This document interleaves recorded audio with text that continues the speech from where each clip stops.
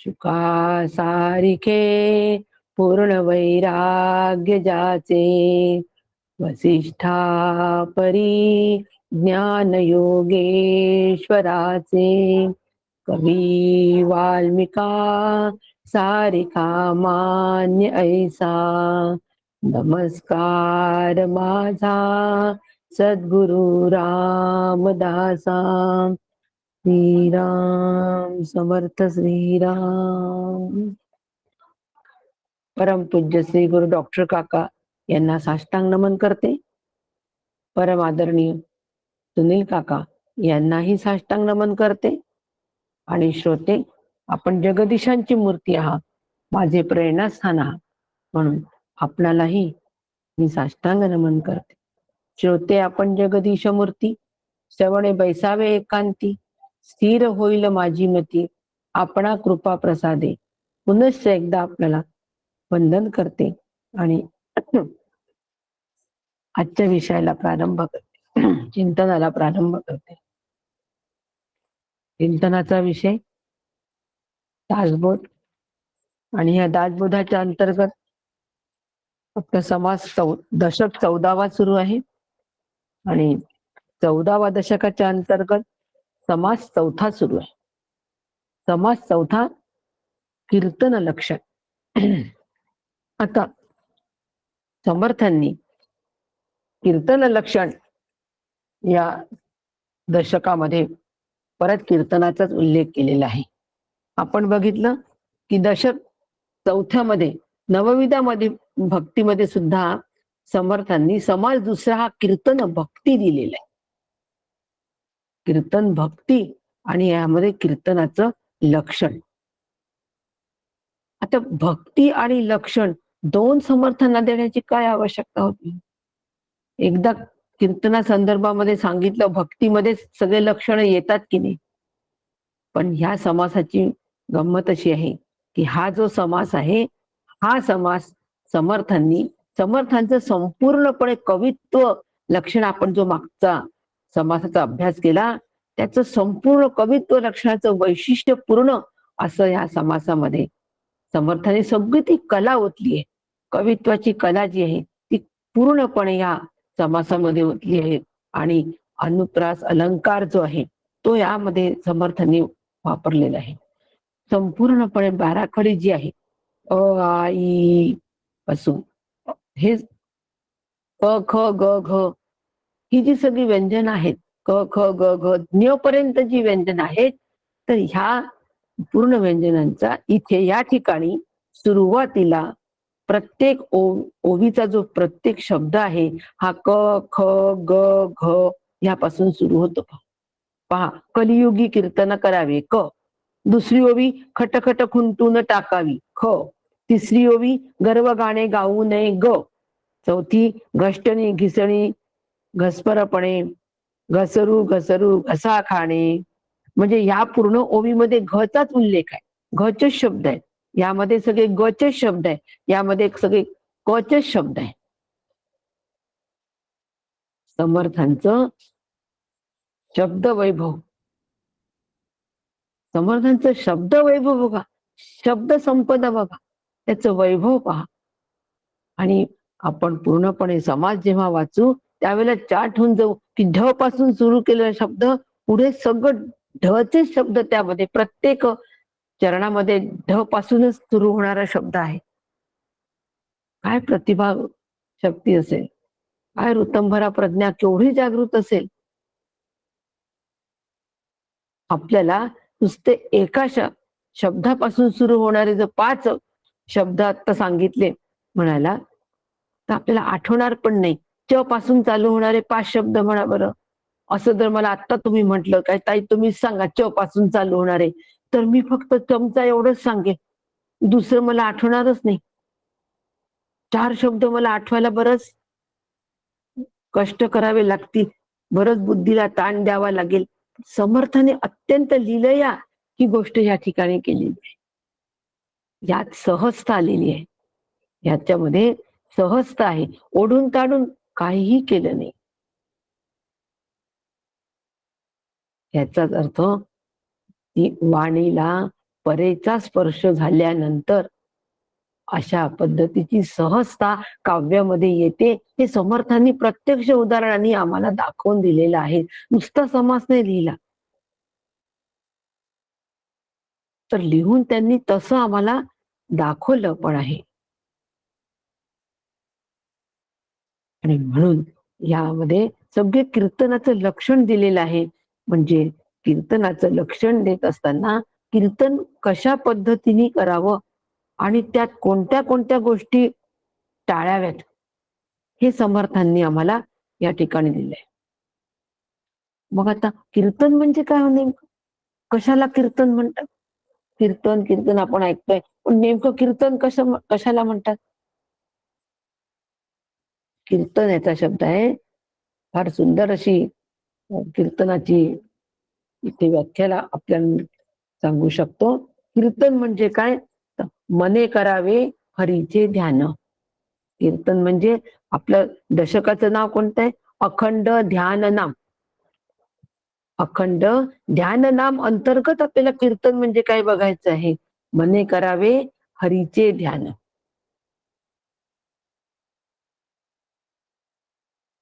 श्रवणे करावे कीर्ती श्रवण.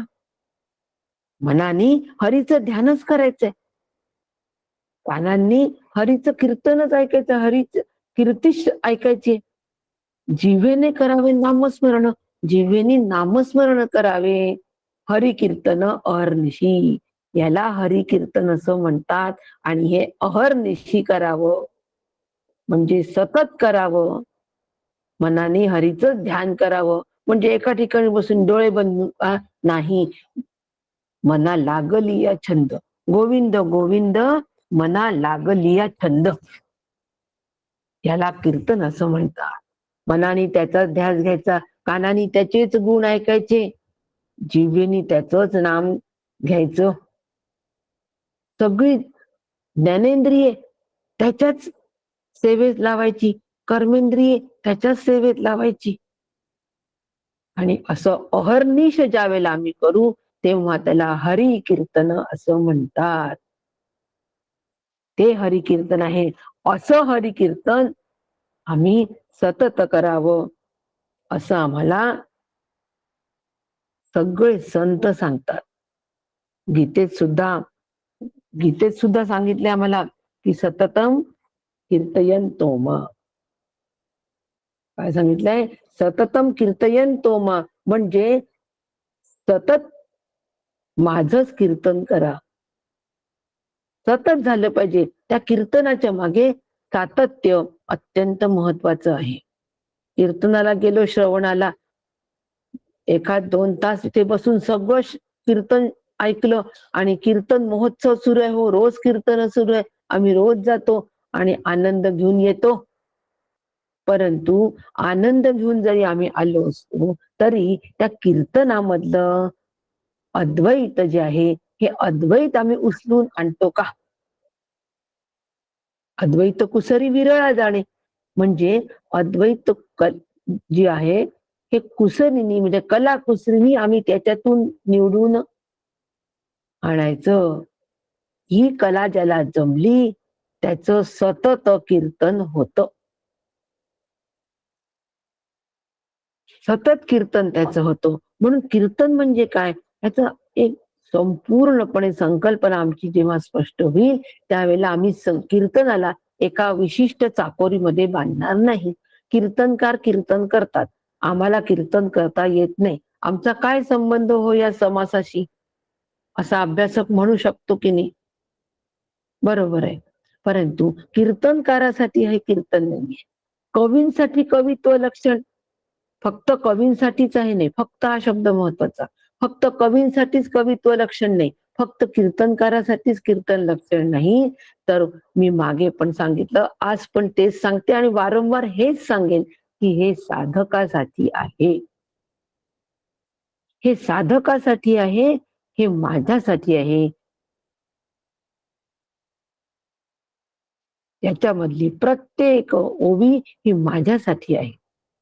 म्हणून मी जरी कीर्तन करत नसेल तरी सुद्धा जे भगवंताचं गुणगान मी वर्णन करतो त्याचं अखंड ध्यान करतो, त्याचं अखंड श्रवण करतो, म्हणजे मी कीर्तनच करतो आहे.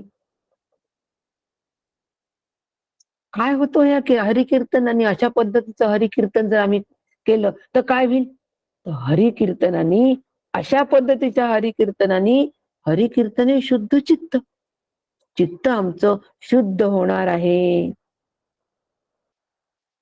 आणि दोष त्यागे गुण संग्रहित, म्हणजे जे दोष आमच्यामध्ये आहे ते दोष सुद्धा आमचे निघून जाणार आहे. जे संग्रहित दोष आहे आमचे, म्हणजे आसुरी संपत्ती जी गीतेने दिलेली आहे ती सुद्धा या कीर्तनाने निघून जाणार आहे. ते दोषांचा पण त्याग होणार आहे. ऐसे सारभागी कलियुगात परमयुक्त हरिकीर्तने, परममुक्त हरिकीर्तने, असं ह्या कलियुगामधलं हे कीर्तन हे साधन आहे. आम्हाला हे परममुक्तीकडे घेऊन जाणारं साधन आहे. म्हणून आम्ही कीर्तन, प्रत्येकाने कीर्तन करावं. प्रत्येक साधकाने कीर्तनाच्या मागे लागावं. म्हणजे नामसंकीर्तन, वैष्णवांची गोडी ही संकीर्तन करणं, कीर्तन करणं ही माझी गोडी व्हायला पाहिजे. माझ्या जीवीची आवडी व्हायला पाहिजे. सतत भगवंताचा विचार कर. मग सतत आम्ही नामस्मरण करू शकू का? ही गोष्ट कठीण आहे. कीर्तनामध्ये सतत नामस्मरण करणं एवढं अभिप्रेत नाहीये. मग सतत सातत्याने त्याचा विचार करायचा, त्याचा म्हणजे भगवंताचा विचार करायचा सातत्याने, कोणी साधकाने. मग तो तरुण साधक असला तरी, तो बाल साधक असला तरी, तो वृद्ध साधक असला तरी, सतत भगवंताचा जो विचार करतो तो सतत कीर्तन करत असतो. कीर्तनाला टाळ पाहिजे, तबला पाहिजे, मृदुंग पाहिजे, साथ पाहिजे, अजिबात जरूर नाही. कीर्तनासाठी अंतःकरण हवं, अंतःकरण हवं, ज्ञानेंद्रिय हवेत, कर्मेंद्रिय पण हवेत, आणि मुख्य म्हणजे माझ्या जीवीची ती आवडी झाली पाहिजे. वैष्णवांची गोडी झाली पाहिजे. ती मी वैष्णव आहे ती माझी गोडी ठरली पाहिजे. कशाची गोडी असते? विषयांची गोडी असते.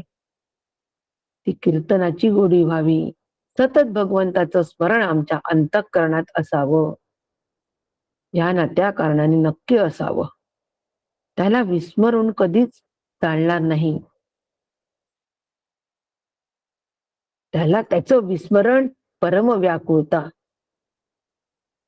तर विस्मरणे परम व्याकुळता. नारद भक्ती सूत्रात सांगितले, भगवंताचं विस्मरण आम्हाला परम व्याकुळता निर्माण झाली पाहिजे. त्याचं विस्मरण जर होत असेल तर. म्हणून सतत कीर्तन, सततम कीर्तयन्तो मा, सतत माझंच कीर्तन करायचं, म्हणजे असं भगवंत सांगतात आहे. कोणाला? हो, अर्जुनाला नाही, मला सांगतात आहे. कीर्तन झालं पाहिजे, सातत्याचं कीर्तन झालं पाहिजे. आणि असं सातत्याचं जे कीर्तनात आहे असतो, जो असतो नाचू कीर्तनाची रंगी, ज्ञानदीप लावू जगी. जो या कीर्तनाच्या याच्यामध्ये रंगलेला असतो, कीर्तनात असतो, तो ज्ञानदीप, म्हणजे ज्ञानदीप लावण्याचा वसा घेतलेला असतो. म्हणजे ज्ञानदीप लावायचा आहे. कुठे ज्ञानदीप लावायचंय? बाहेर. आधी अंतरात लावायचंय. माझ्या अंतरात आधी मला ज्ञानदीप लावायचंय, ज्ञानाचा दीप लावायचाय. म्हणजे काय? म्हणजे ज्ञानरूपतेचा आत्मज्ञान आतमध्ये उजळून निघालं पाहिजे. कापुराच्या वाती उजळल्या ज्योती, हाईच समाप्ती झाली जैसे. उजळून गेल्या पाहिजे या सगळ्या ज्योती, म्हणजे वृत्ती ज्या आहेत आमच्या, त्या सगळ्या उजळून गेल्या पाहिजे. कशानी? ज्ञानाने. कोणत्या? आत्मज्ञानाने उजळून गेल्या पाहिजे. आणि त्या वृत्तींचं वृत्ती पण तिथेच संपलं पाहिजे. हाईच वृत्तीचं वृत्ती पण तिथेच केव्हा संपेल, जेव्हा ती वृत्ती, त्या सगळ्या वृत्ती विषयांकडे धाव घेणार नाही त्यावेळेला. त्या अंतःकरणाच्या वृत्तींनी ती सगळी धाव जी आहे ती आता फक्त विठ्ठलाकडे, फक्त भगवंताकडेच असावी. मग कामधाम सोडून द्यायची का हो सगळी? व्यवहार सगळा सोडून द्यायचा का? अजिबात नाही. देह प्रपंचाचा दास, देहाला प्रपंचाचा दास म्हणून ठेवून द्यायचं. सुखे करो काम, त्याला सगळी कामं करू द्यायची. तुझे रूप चित्ती राहो, आणि भगवंताचं रूप मात्र माझ्या चित्तामध्ये मी धारण केलेलं असावं. म्हणून प्रत्येकाशी व्यवहार भगवंत म्हणून मला करायचं आहे. समर्थांनी आज 17व्या समासाचं ज्या वेळेला निरूपण, 17व्या दशकामधल्या 5 समासाचं निरूपण करताना पहिला समास सांगताना समर्थांनी सांगितलंय की प्रत्येक देह हा ईश्वराचं देऊळ आहे. असा ह्या अनुषंगिक प्रत्येक देहाकडे पहा. प्रत्येक देह, नुसता मनुष्य देह नाही, प्रत्येक देह ईश्वराचा देऊळ आहे. त्या देवळात राहणाऱ्या ईश्वराची उपासना आम्ही करायला हवी.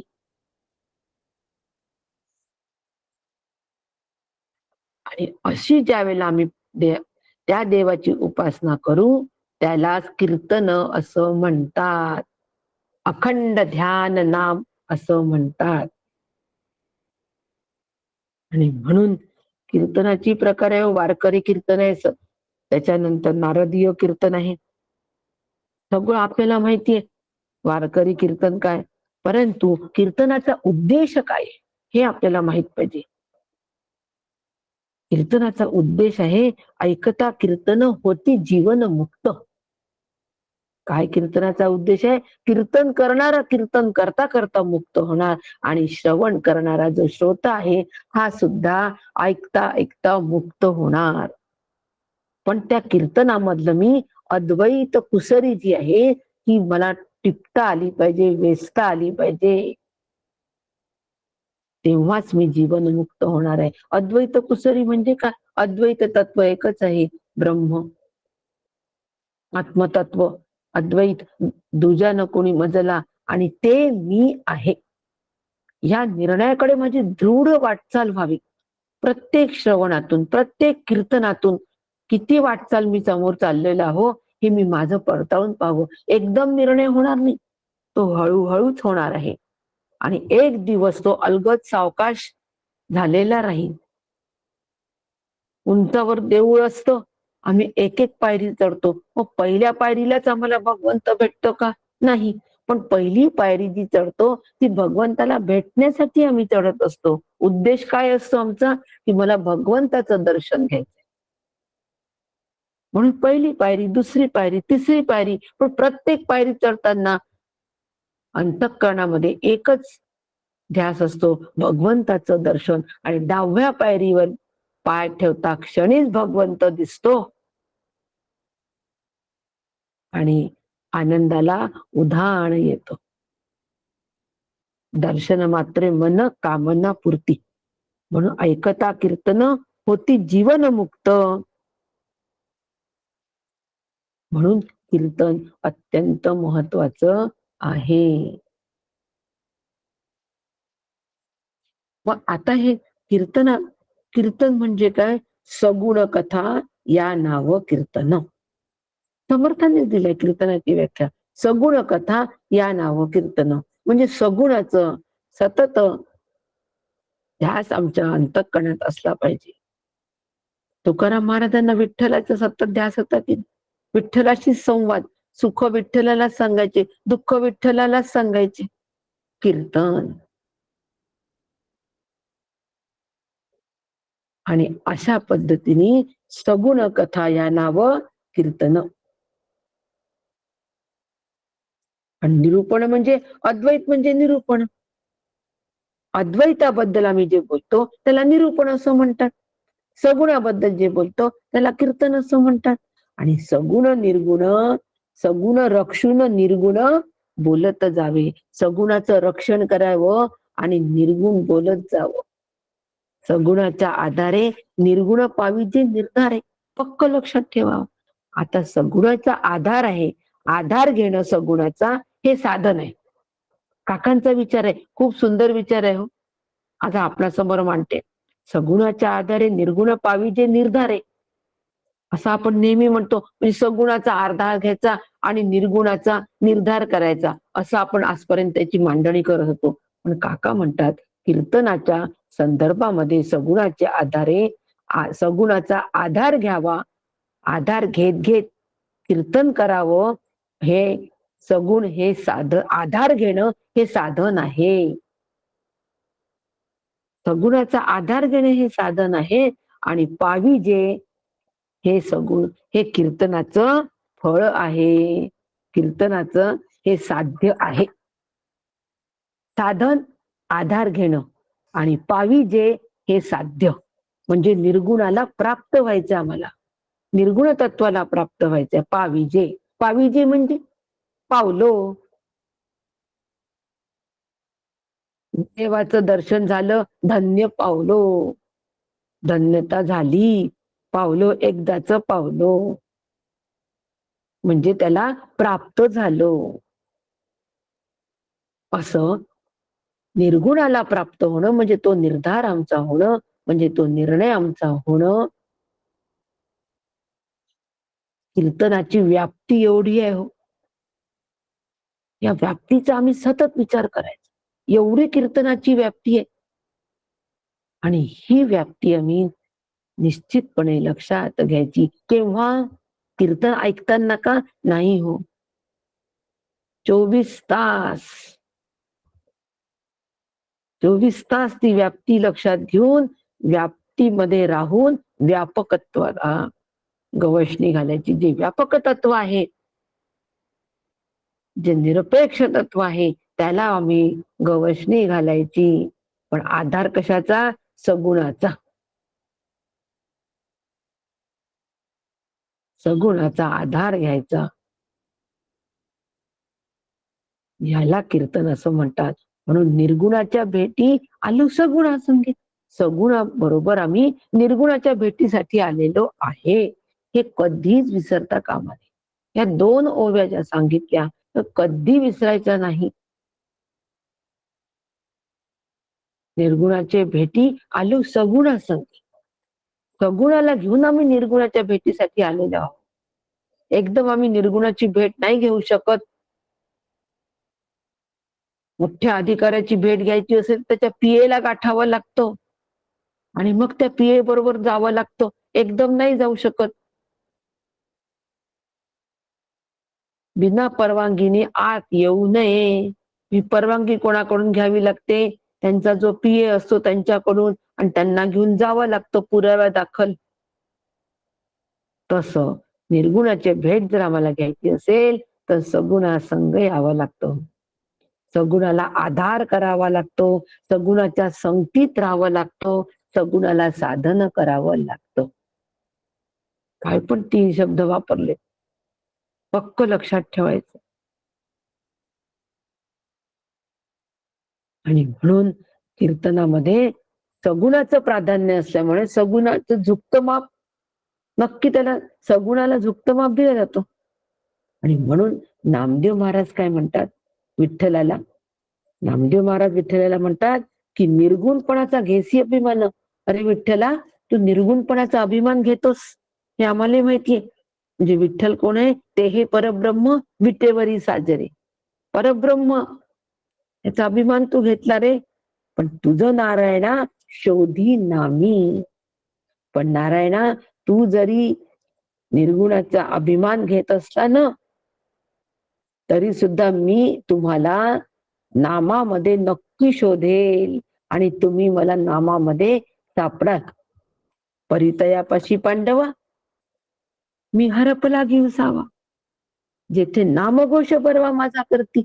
अरे पांडवा, मी जरी हरवलं आहे तरी सुद्धा त्या नाम बर्व नाम घेतलं तर मी सापडतो. भगवंतानीच आम्हाला सांगून दिल्या युक्ती, आणि तीच युक्ती नामदेव महाराजांनी म्हटलेली आहे की की बाबा तुझं नारायणा शोधीन आम्ही, तू कितीही निर्गुण निराकाराचा बडेजाव मिरवलास ना विठ्ठला, तरी मी तुला नामात शोधल्याशिवाय राहणार नाही. आणि याला कीर्तन असं म्हणतात. तो शोधेपर्यंत हे कीर्तन सततम कीर्तयंतो मा, सततम कीर्तयंतो मा येतंतश्च दृढव्रता. दृढव्रत अशा पद्धतीचं हे दृढव्रत आमचं यायला पाहिजे. आणि मग मात्र श्री गुरूंची पूर्ण कृपा झाल्यानंतर निज वस्तू दाविली मज, हे आम्ही म्हणायलाच पाहिजे.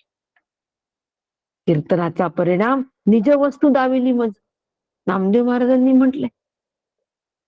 तेच आमचे व्हायला पाहिजे. नामदेव महाराजांचे बोल आमचे व्हायला पाहिजे. संतांचे बोल कीर्तनामध्ये म्हणता म्हणता ते आमचेच व्हावे, म्हणजे आमचाच तो अनुभव व्हावा.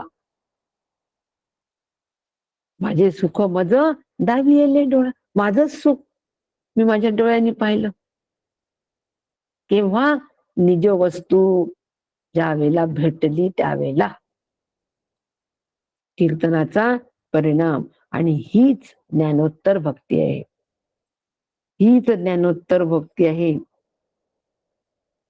म्हणून कीर्तनावर पूर्ण श्रद्धा पाहिजे. पूर्ण श्रद्धा असल्याशिवाय हे होणार नाही. ही पूर्ण श्रद्धा जोपर्यंत कीर्तनावर आमची तयार होत नाही, तोपर्यंत कीर्तन भक्ती होणे नाही. म्हणून मनापासून आवडी, जीवापासून अत्यंत गोडी. कीर्तन कसं असावं? मनापासून आवडी, मनापासून आवडतं. श्रीखंड मला मनापासून आवडतो, मला पोटातून आवडतं. कसं म्हणतो आपण? पोटातून आवडतो, मनापासून आवडतं. आता चैनच नाही पडत हो त्याच्याशिवाय, नाहीच चैन पडत. अशी स्थिती जोपर्यंत माझी येत नाही, तुझ वीण रामा मज कंठ वेना, तुझी अवियोगे जीवित आले.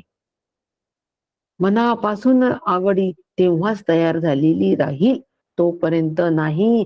आणि जीवापासून अत्यंत गोडी तेव्हाच तयार झालेली राहील. कीर्तनाबद्दलची, नामसंकीर्तनाची तोपर्यंत नाही.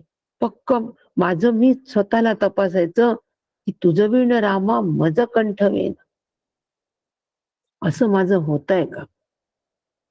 तुझी या वियोगे जीवित आले, असं होतंय का?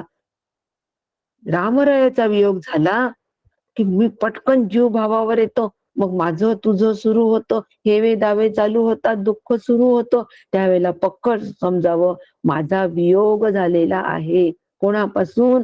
आत्मारामापासून, स्वरूपापासून माझा वियोग झालेला आहे.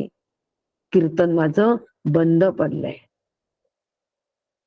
कीर्तने बैसता निद्रे नागविले.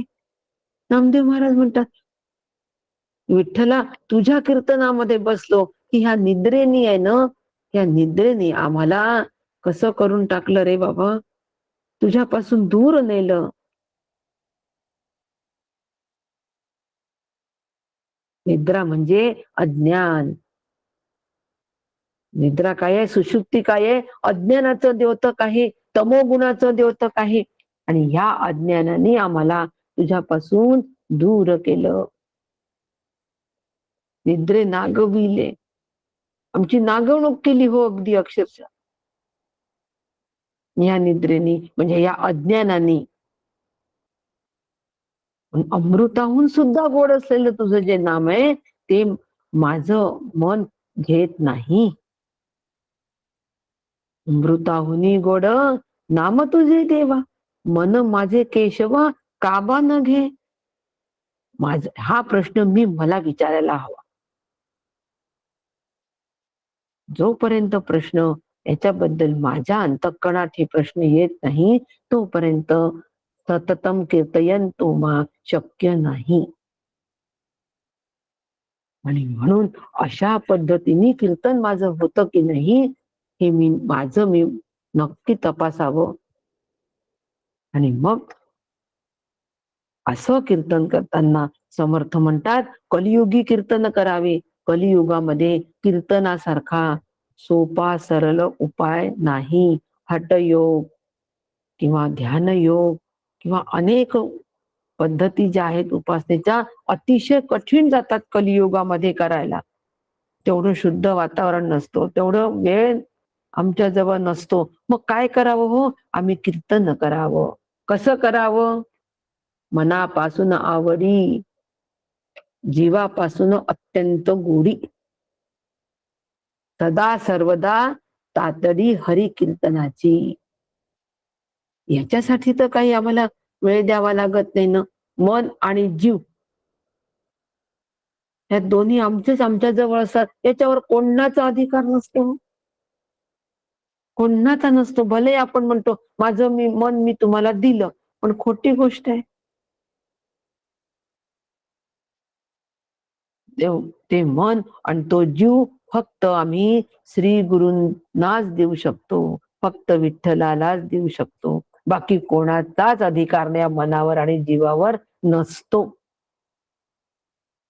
आणि कोणी जर म्हणत असेल तर ती गोष्ट मिथ्या आहे, तो भ्रम आहे, ती कल्पना आहे.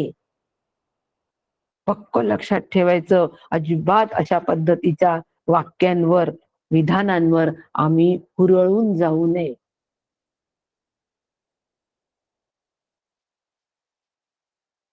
आणि म्हणून रंग दे चुनरिया, श्याम पिया मोरी रंग दे चुनरिया. म्हणजे हे भगवंता, माझं अंतःकरण तू रंगवून दे.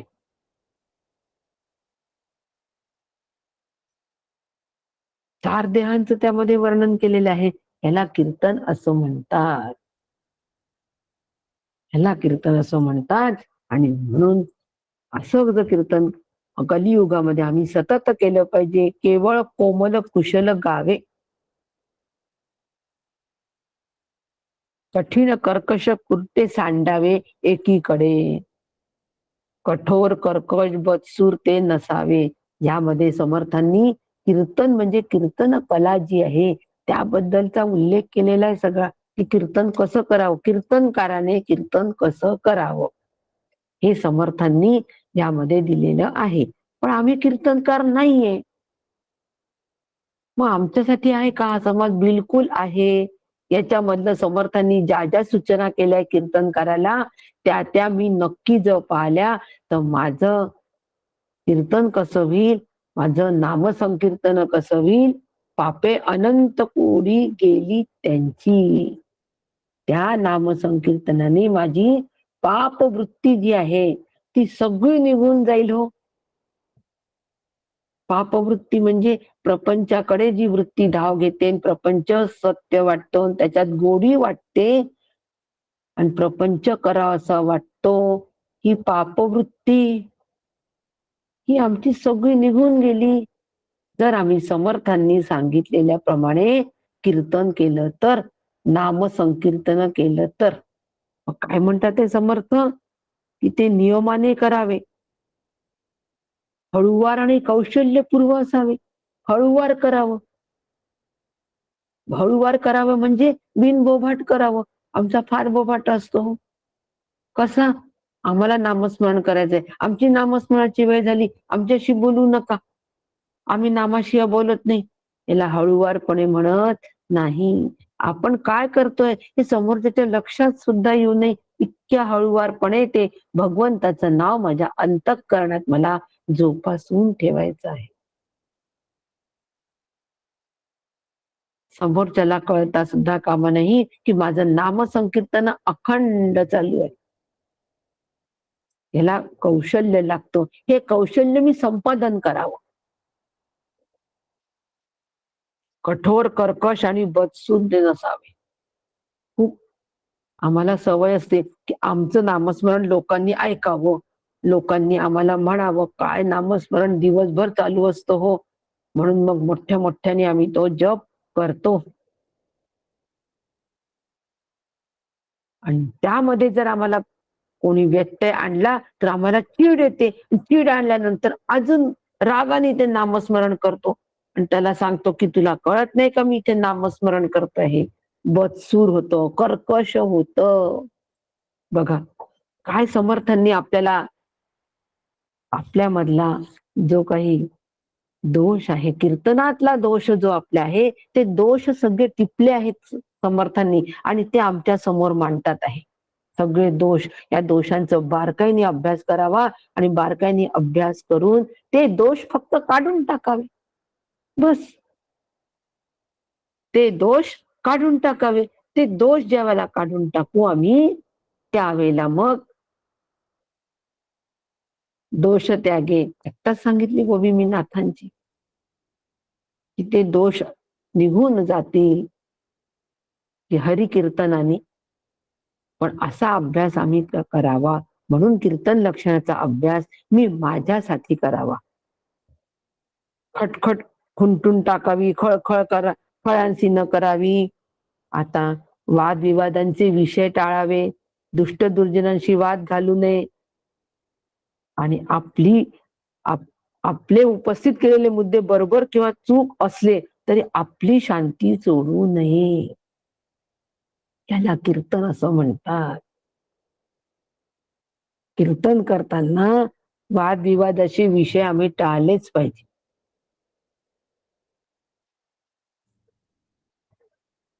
वाटेल ते झालं तरी आम्ही आमची शांती नाही सोडायची. अजिबात शांतीला धक्का लागता कामा नये.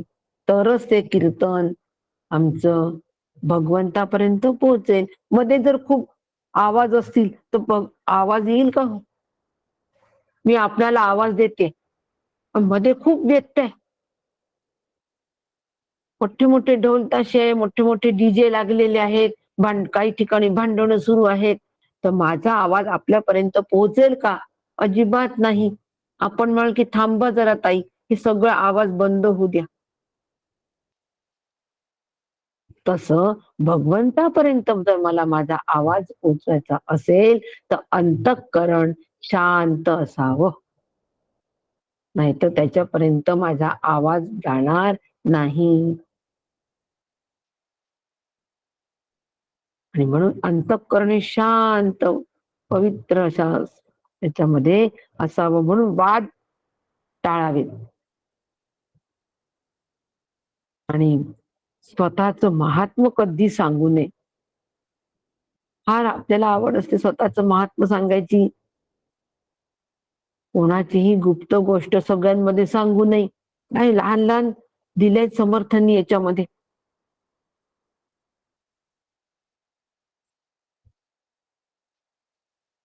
भगवंताची नाव, रूपे, वैभव, कीर्तीचे अद्भुत वर्णन करावे. नाना नामे भगवंताची, नाना ध्याने सगुणाची, नाना कीर्तने कीर्तीची अद्भुत करावी. नाना नामे नाना भगवंताची का घ्यावी हो? का सांगितले की नाना नामे घ्यावी?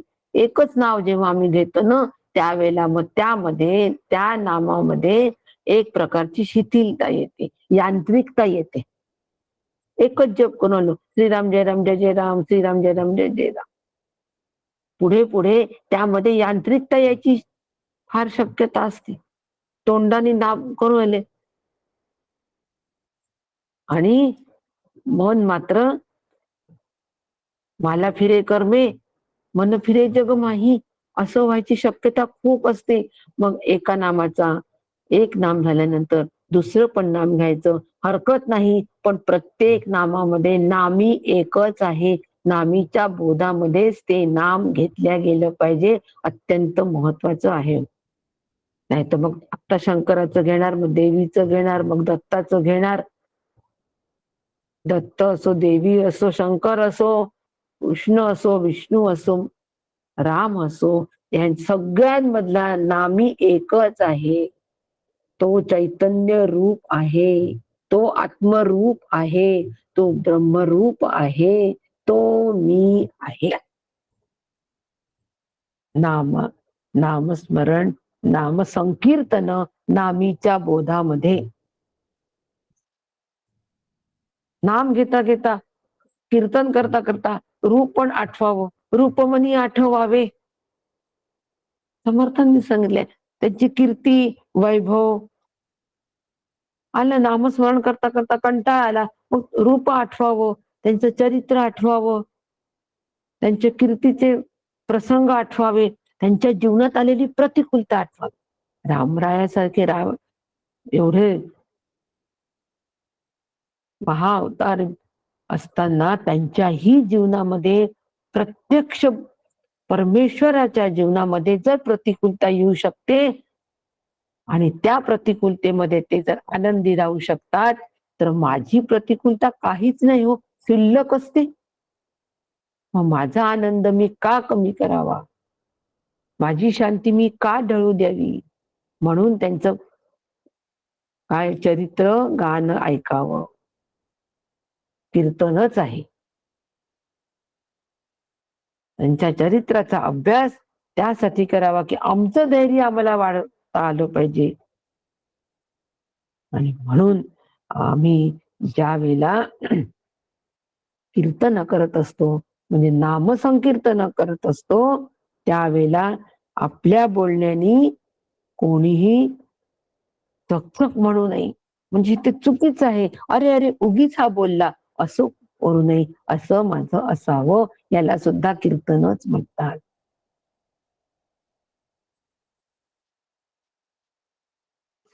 कोणाच्याही वर्मावर बोट ठेवू नये आणि त्याने अस्वस्थ व्हावे, असे होऊ नये. माझ्या वाणीमधून हेच शब्द निघावे की जेणेकरून समोरचा माणूस अत्यंत सुखाला प्राप्त होईल. आनंदाचे शब्द निघावे. अनेक दिवसांनी भेटलेला जो असतो प्रिय व्यक्ती, त्याच्याशी बोलताना कसं बोलावे, कसं बोलतो आम्ही, आता उगवला, इतके वर्षांनी उगवला, कुठे होतास, काय उगवला, कुठे होता, लपला कुठे होता. तर उगवणं, लपणं, त्याच्याच अंतःकरणाला काय वाटलं असेल, आत्ता उगवला, महाशय आत्ता उगवले, काय वाटलं असेल अंतःकरणाला. त्यापेक्षा अरे बाबा, किती दिवसांनी आपली भेट झाली, खूप आनंद झाला बरं का. परंतु तुझ्या आणि माझे संबंध अमृत संबंध आहे, तर असं वाटतच नाही ते आपण खूप दिवसांनी भेटलो, आपण सतत भेटतोच आहे, रोजच भेटतो आहे. रोज भेटीचा, नित्य भेटीचा आनंद तो आज आहे.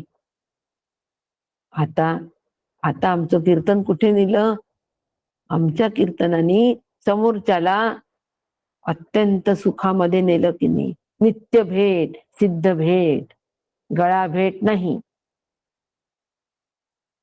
व्यक्ती भेट नाही. सांगितलं तर आपल्याला सुनील काकांनी भेटीचे सगळे प्रकार. सिद्ध भेट ती कधीच विस्कटत नाही, म्हणजे कधीच ती विस्कटत नाही. अशी सिद्ध भेट, ही सिद्ध भेट आम्ही आमच्या वाणीमधून व्यक्त करावी, तो आनंद व्यक्त करावा, कीर्तन. आणि म्हणून आमच्या वागशस्त्रांनी कोणीही दुखवता कामा नये, आमच्या वाणीनी कोणीही दुखवता कामा नये. जर भगवंताचं नाव आमच्या सतत तोंडात असेल ना, तर आम्ही कधीच कोणाला दुखवणार नाही. तसे धारदार शब्द कधीच आमच्या मुखातून निघणार नाही. कोणाचे तीक्ष्ण बाण जरी आमच्याकडे आले, तरी आमच्याकडून त्या तीक्ष्ण बाणाला ती टोकं गुळगुळीत होतील आणि आम्हाला त्याचं काहीच दुखापत होणार नाही. येता येताच ते तीक्ष्ण बाण गुळगुळीत होतील.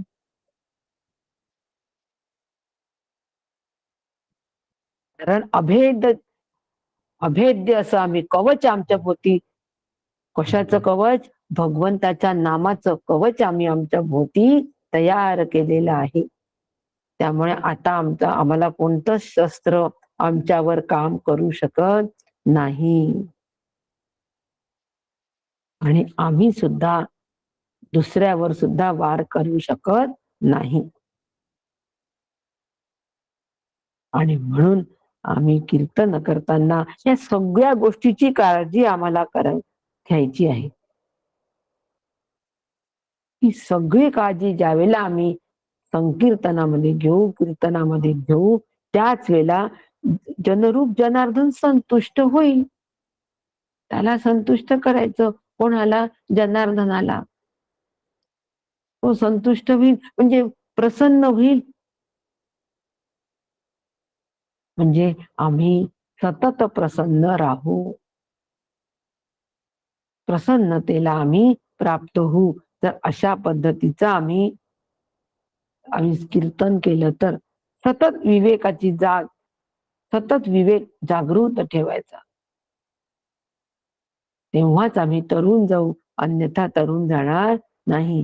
जी जी जी जी म्हणावे ना, जो जो जागे तो तो पावना, जप जपो जनी जनार्दना, संतुष्ट करावे. काय समर्थांची वैभव आहे हो.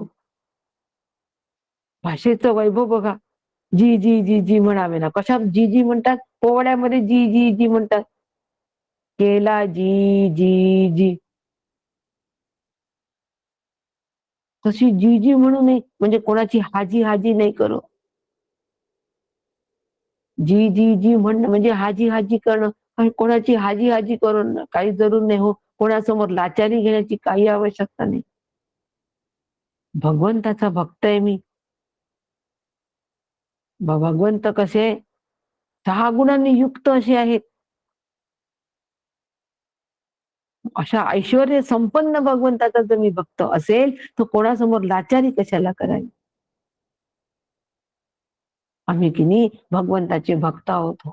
आम्हाला भक्तीशिवाय काही येत नाही. करा ना थोडी मदत. आमचं ना लक्षच नाही इकडे कुठे. लाचारी. जी जी जी जी.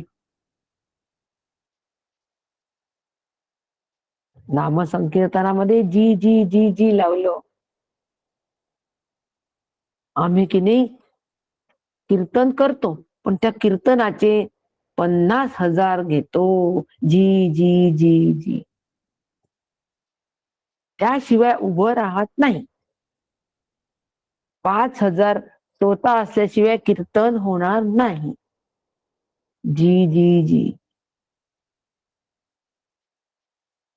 अटी टाकून ज्या वेळेला आम्हाला नाम घ्यावं असं वाटतं ना, नाम संकीर्तन करावं असं वाटतं, त्यावेळेला आम्ही लाचार असतो. अटींशिवाय असलेलं कीर्तन पाहिजे. उद्देश फक्त एकच, जीवनमुक्ती. बस. कीर्तनातून जीवनमुक्ती. एवढा एकच जर उद्देश असेल, तर ह्या पद्धतीची लाचारी आमच्या जीवनात कधीही येणार नाही. भक्त हा लाचार नसतो, पण नम्र असतो. लीन असतो. लाचार नसतो, लीन असतो, नम्र असतो, विनयशील असतो, उद्धट नसतो, उद्दाम नसतो. आणि असा जो भक्त असतो, जो आपल्या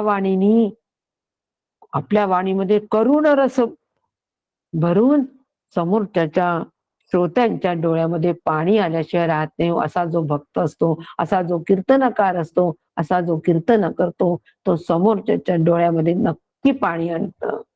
कारण त्या प्रसंगाची एकरूप झालेली असते त्याची वाणी. जे कोणी कीर्तनकार असतील त्यांनी सुद्धा याच्यातून हे लक्षात ठेवायचं. आणि साधकांनी तर प्रत्येक ओवी जी आहे, प्रत्येक ओवी माझ्या जीवनामध्ये कशी उतरेल आणि भगवंताचं कीर्तन लीलया कसं होईल, लीलया म्हणजे सहजतेने, मुद्दाम करावं लागत नाही. मुद्दाम केव्हा करावं लागतो? टाळ आणा, मृदुंग आणा, पेटी आणा, तबला आणा, साथीदार आणा, आता कीर्तन सुरू. त्याशिवाय कीर्तन होणार नाही.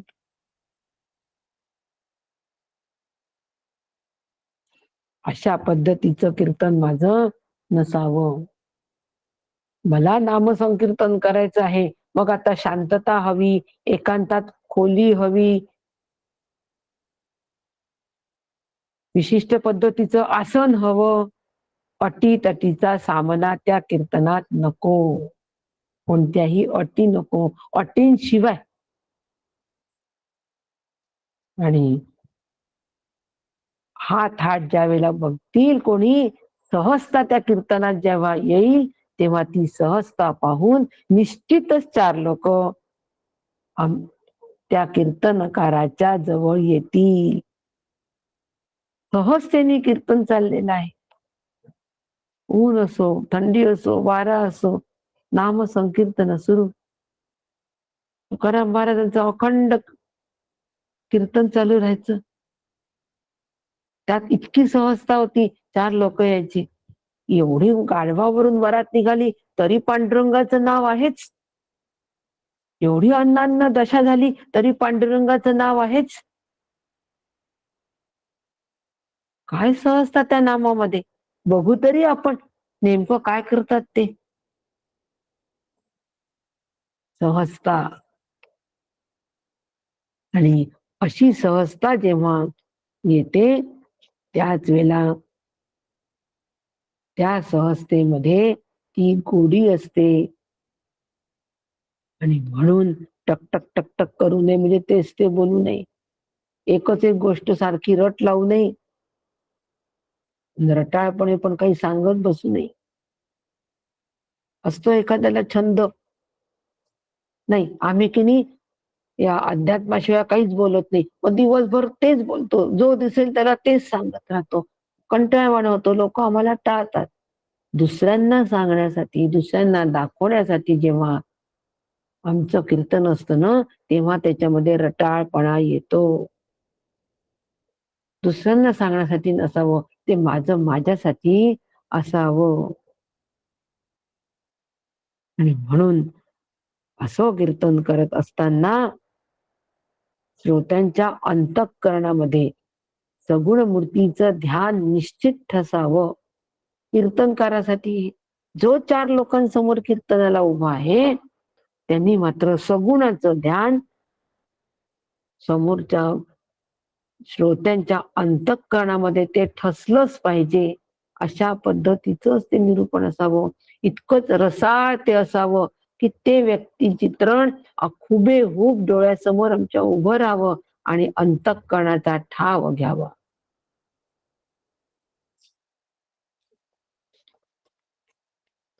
आणि म्हणून कोणतीही सिद्धांताची मांडणी जी असते कीर्तनामधली ती कधीच जळमळत नसावी, ठोस असावी ती मांडणी. सिद्धांत जर आम्हाला तो मांडायचा असेल तर त्याबद्दलची संपूर्ण माहिती असावी. उगीच टला टन पला प अजिबात नसावा. चुकीचे दृष्टांत, चुकीचे अयोग्य प्रमाण कधीच बोलताना देऊ नये. मी चुकीचे प्रमाण देतो आणि चुकीचे अयोग्य दृष्टांत पण देतो. खूप कीर्तनाबद्दलची गोडी असावी, मनापासून आवडी. हे आपण याचा आपण अभ्यास केला, मनापासून आवडी. मग किती आवड पाहिजे हो, कशी आवड हवी, त्या आवडीसाठी एखादं प्रापंचिक उदाहरण आम्ही देतो. कांदा किती आवडतो तेवढी आवड असावी. अरे आवडीचं तुम्ही कोणाशी केलं, कांद्याशी. विषयाची केवढी आवड असते, विषयाची कसा छंद असतो, ते सोडून दिलं आणि स्पेसिफिक आम्ही एका वस्तूचं नाव घेऊन, आत्ताच मी थोड्या वेळापूर्वी म्हटली, पण त्यावेळेला मी त्या दुसऱ्या त्या अनुषंगिक उदाहरण दिलं होतं. म्हणजे एखादा सिद्धांत मांडत असताना त्याचं प्रमाण पण योग्य असं द्यावं, त्याला सुसंगत होईल असं प्रमाण द्यावं, विसंगत असं प्रमाण नसावं. लक्षात ठेवायचं. ढ पर्यंत आले समर्थ, ठ ठ ड ढ न नाना नेटके नागर, म्हणजे सभ्यतेचे मर्यादा पाळावा आणि नम्रतेने विषय मांडावा. आत्ताच म्हटलं, नम्रतेने माझा विषय मी मांडता आला पाहिजे, मला माझं बोलणं नम्रतेने असलं पाहिजे, माझं वागण्यात नम्रता असली पाहिजे. जर कीर्तन योग्य रीतीने माझं होत असेल, कोणतं कीर्तन हो, नाम संकीर्तन. माझं नामसंकीर्तन जर योग्य रीतीने होत असेल तर विषय माझ्यामध्ये नम्रता आल्याशिवाय राहणार नाही. आणि म्हणून प्रसंगावधान, मर्यादाशीलता 18वी ओवी बघा, शुद्ध तत्वज्ञानाने बंदिस्त वक्तृत्व, या सगळ्या गोष्टी कीर्तनामध्ये असाव्या.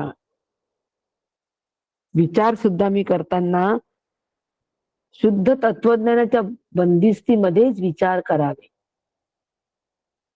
श्री गुरूंच्या बंदिस्तीमध्येच विचार करावे. श्री गुरूंनी जी विचारांची घडी बसवून दिलेली आहे, जी वैचारिक बैठक श्री गुरूंनी आम्हाला घालून दिलेली आहे, त्या वैचारिक बैठकीवरच मी विचार करावा. माझ्या मनाने विचार करू नये. सैरभैर असा कधी विचार करू नये. सैरभैर जेव्हा विचार असतो, सिद्धांताला सोडून विचार असतो, शास्त्राला सोडून ज्या वेळेला विचार असतो, त्यावेळेला मात्र त्या विचारांवर आमचं नियंत्रण राहत नाही आणि ते विचार आम्हाला भरकटतात, आमचा मार्ग चुकतो. मग तो विचार आम्हाला अद्वैताकडे घेऊन जात नाही. ते कीर्तन आम्हाला अद्वैताकडे नेत नाही. म्हणून विचार हे श्री गुरूंच्या वैचारिक बैठकीवरच आधारलेले असावे. शास्त्राच्या चौकटीतच आधारलेले असावे. शास्त्राच्या चौकटीतच बसलेले असावे. श्री गुरूंच्या वैचारिक बैठकीवरच ते बसलेले असावे. तरच आम्ही लोकांमध्ये आमची प्रसिद्धी प्रसिद्धी म्हणजे लोकांनी वाहवा करतील आणि आम्हाला खूप छान म्हणतील, याच्यासाठी हे सगळं करावं का हो? नाही. आमच्या बरोबर 4 लोक सुद्धा त्या कीर्तनाला लागावे, भारावून जावे त्यासाठी. आता अंतरंगात जो ज्ञानदीप लावलेला आहे, तो अंतरंगातला ज्ञानदीप लावू जगी. आता आम्ही तो जगामध्ये लावायला कसं झालो? सक्षम झालो. आधी आम्हाला तो आतमध्ये लावावा लागेल की नाही दीप. तो दीप आतमध्ये लावण्यासाठी इतक्या सगळ्या ज्या काळज्या आता ज्या दिलेल्या आहेत समर्थाने सूचना, त्या सूचनेप्रमाणे ते कीर्तन जर होत असेल तरच अंतरंगीचा ज्ञानदीप लागेल. आणि मग आता तो मालवू नको रे, आता तो विजला नाही पाहिजे, याच्यासाठी आम्ही सगळी काळजी घ्यावी. आणि ती काळजी कशी घ्यावी हे आम्हाला समर्थ इथे सांगून राहिले. भक्तीत त्यांनी तो दीप कसा लावावा हे सांगितलं. अंतरीचा ज्ञानदीप कसा लावायचा भक्तीच्या माध्यमातून, कीर्तन भक्तीत सांगितलेलं आहे. परंतु या ठिकाणी तो दीप विजता कामा नये. अंतरीचा ज्ञानदीप मालवू नको रे, अशा पद्धतीने जर आम्ही राहिलो तर तो मालवणार नाही, विझणार नाही. नाही तर मग तो पटकन विझून जाईल. आणि म्हणून कीर्तनकारांनी अशा पद्धतीने स्वतःच्या मनाला नीट समजावे. मान सन्मान लोकांकडून जरी होत असेल, लोकांकडून आदरातिथ्य जरी होत असेल, स्वागत जरी होत असेल, तरी कीर्तनकाराने म्हणजे त्या भक्तांनी स्वतःला नीट समजावे. काय समजावं स्वतःला?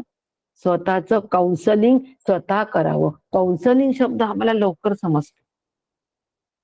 शेवटी परमार्थ हा काउन्सलिंगचाच भाग आहे. या जीवाचं काउन्सलिंगच करायचंय. का करायचंय हो जीवाचं काउन्सलिंग? कारण ह्या जीवानी स्वतःला देह म्हटलेला आहे.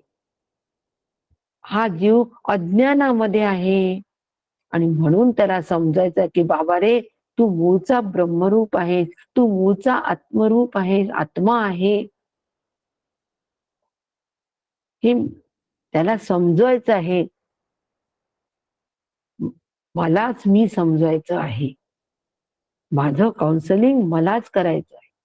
आजकाल काउन्सलिंगचा फार भर निघाला. काउन्सलिंगवर फार भर आहे हो. मुलांना काउन्सलिंग. शाळेमध्ये मुलं चांगले वागत नाही, काउन्सलिंग, काउन्सलरकडे पाठवा. कॉलेजमध्ये मुलं वागत नाही व्यवस्थित, काउन्सलिंग करा म्हणजे चांगलं. प्रत्येक गोष्टीला काउन्सलिंग. का काउन्सलिंग होतं माहिती? कारण कुटुंब संस्था मर्यादित झाली. त्या पहिले कुटुंबामध्ये सहजतेने काउन्सलिंग व्हायचं. आत्या सांगायची, आजी सांगायची, काका सांगायचे, मामा सांगायचे, आजोबा सांगायचे, बाळा नीट वाग, बाळा असं जा, बाहेर जाताना व्यवस्थित जा, मोठ्यांशी व्यवस्थित बोल. आपोआप आपोआप काउन्सिलिंग व्हायचं. आता ते सगळं कमी झालं म्हणून बाहेरून आम्हाला आणावं लागतं. हो, स्वयंपाक सगळा संपला म्हणून स्विगी मागवावी लागते. तसं नाती संपत आली, संबंध संपत आले म्हणून बाहेरून घ्यावं लागतं. ते घ्यावं. काउन्सलिंग फार भर आलाय काउन्सलिंगवर, पण मला काउन्सलिंग करावं लागतं हे विसरतो आम्ही. माझी समजूत मला घालावी लागते, याकडे मग आमचं दुर्लक्ष होतं. आणि म्हणून मला समजावं लागतं. जीवाची समजूत आम्हाला पटवावं लागतं त्या जीवाला, की तू मूळचा ब्रह्मरूप आहेस आणि तू मूळचा ब्रह्मरूप आहे. यासाठी हा सगळा कीर्तनाचा खटाटोप करायचा आहे. अखंड ध्यान नाम करायचंय. स्मरण देवाचे करावे, अखंड नाम जपत जावे. हे जीवा स्मरण, भगवंताचं स्मरण कर म्हणजे त्याचं स्वरूपाचं स्मरण कर आणि त्याचं नाम अखंड जपत चल. रूपाकडून स्वरूपाकडे तुला यायचं आहे आणि स्वरूपाकारता तुला साधायची आहे. म्हणून कितीही मान सन्मान झाला तरी मला नीट समजावं की हे सगळा मान सन्मान जो आहे हा या कथेचा आहे, हा श्रीगुरूंचा आहे. जे श्रीगुरूंनी मला दिलं, जे श्रीगुरूंनी मला शिकवलं ते मी बाकीच्यांना वाटते. प्रसाद जेव्हा आपण वाटतो तेव्हा एखादा प्रसाद काय सुंदर पेढा आहे असा समोरच्यानी जर त्या पेढ्याची तारीफ केली तर आमच्या अंगाला ती तारीफ लागते का? आम्ही म्हणतो प्रसाद आहे, भगवंताचा प्रसाद आहे, त्यात गोडी असतेच.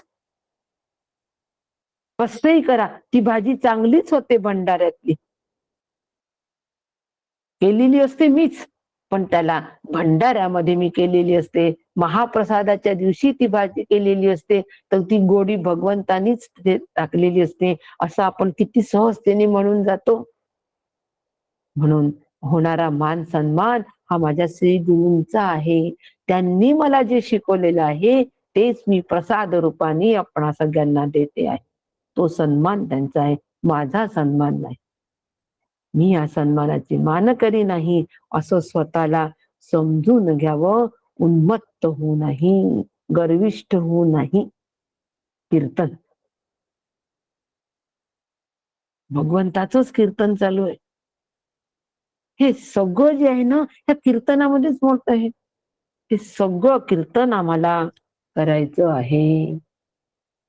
आणि असं कीर्तन ज्या वेळेला आम्ही करू त्याच वेळेला लक्षावे, लक्षिता अलक्षी. माझं घड्याळकडे लक्ष नव्हतं हो. बोलता बोलता घड्याळ समोर बरंच गेलंय, लक्ष नव्हतं. आणि असं ज्या वेळेला आम्ही कीर्तन करू त्याच वेळेला मग आम्हाला आमंत्रणाची गरज पडत नाही. दिलंच पाहिजे आमंत्रण तरच जाऊ, नाही हो. समोरचा दुःखी दिन दिसला तरी त्याला कीर्तनाचं महत्व आम्ही सांगू. आणि असं कीर्तन करता करता लक्षावे, लक्षिता अलक्षी, लक्षिले लोचनाते लक्षी. अलक्ष आत्मवस्तूवर अंतःकरण वृत्ती ही स्थिर करावी. अलक्ष काय? ब्रह्म अलक्ष आहे. अलक्षाशी करी लक्ष. त्याला लक्ष करायचं म्हणजे त्याच्यावर अंतःकरण वृत्ती स्थिर करावी आणि अनुसंधान सतत अलक्षाचं करायचं. लय चिंतनाच्या माध्यमातून सुद्धा हा क्रम आम्हाला अशा पद्धतीचा आम्हाला लय साधता येतो. तो कसा साधायचा हे आम्ही कठोपनिषदामध्ये शिकणारच आहोत. आज आपल्याला शिकायचं काही कारण नाही. फक्त एवढंच लक्षात ठेवायचं आहे की लक्षावे, लक्षिता अलक्षी हे सगळं कशासाठी करायचं आहे? हे सगळं आम्हाला अलक्ष आत्मवस्तूवर अंतःकरण वृत्ती स्थिर करण्यासाठी आम्हाला हे सगळं करायचं आहे.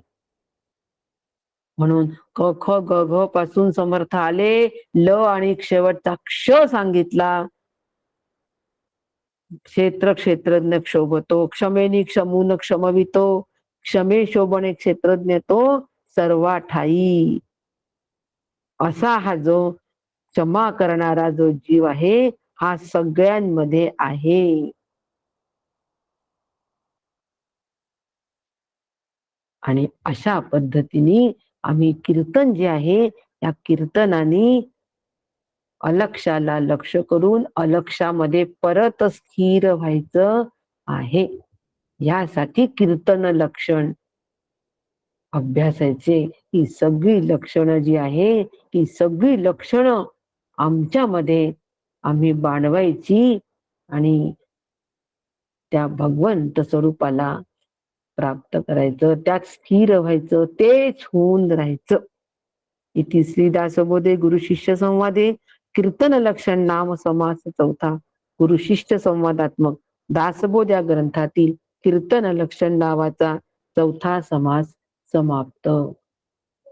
थोडं बोलण्याच्या ओघामध्ये वेळेकडे लक्ष राहिलं नाही म्हणून परत क्षमस्व. जय जय राम कृष्ण.